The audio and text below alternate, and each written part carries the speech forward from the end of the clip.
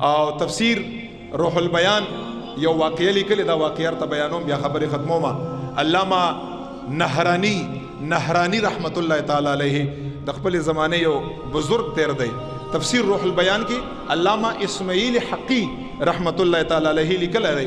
ډیر داسې تصوف نه ډک تفسیر دی په عربی کې دی.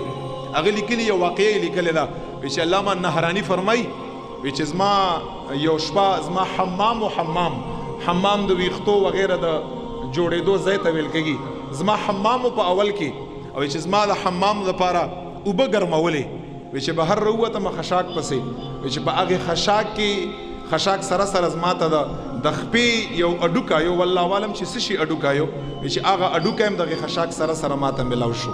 دی مبارک فرمایي چې زه رالمه حمام لا او هغه اوبو پسې هغه ګریزر پسې هغې پسې ما دا لرګي ور لاندې کړه او چې هغه یو خپې یو اډوکا یو هغه ما پسې ور لاندې کړه او ما هغې لا اور ورکړه.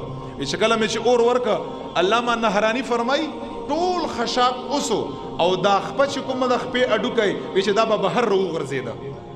زه به حیران شوم چې ما به بیا راوخیش ما به بیا کېښود دویم پیره باندې چې ټول خشاک به اوسو هغه خپې هغه اډوکی به بهر راوغورځېده.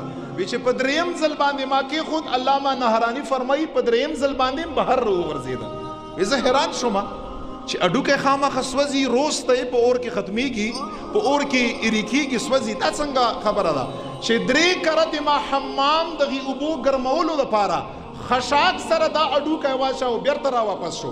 زه ډېر زیات په تعجب کې وم. علامه نهرانی فرمایي د خپلې زمانې وروسته یو لوی صاحب ګرځېدلی دی.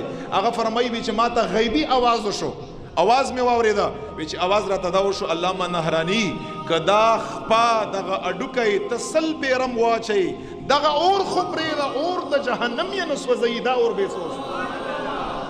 چې ما وی چې خدای دا څه شي اډوکی دی چې ما ته یې وفرمیل چې دا د یو اوښ د خپې اډوکی دی او په دغې اوښ باندې حاجیانو حج ته 10 کرتې سفر کړی دی. فقط دا د هغې اوښ د خپې اډوکی دی چې حاجیان په هغه زمانه کې 10 کرتې حج له تلي راغلي دي که 100 کرتې م ورواچئ دا خو دنیا اور دی دا اور د جهنم نه سوځوي.